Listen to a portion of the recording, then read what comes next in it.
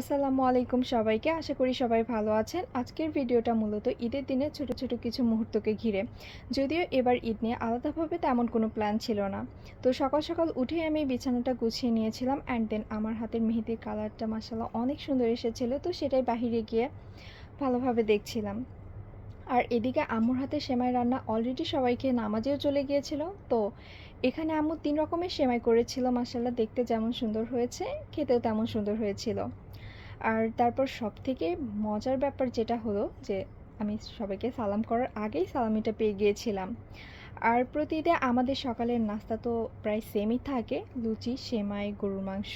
And then বড় একটা ঘুম দিয়ে উঠেই দেখি দুপুরে গরম গরম তেহারি। আর এই গরমের মধ্যে ঠান্ডা ঠান্ডা ড্রিঙ্কস না হলে তো জমবেই না।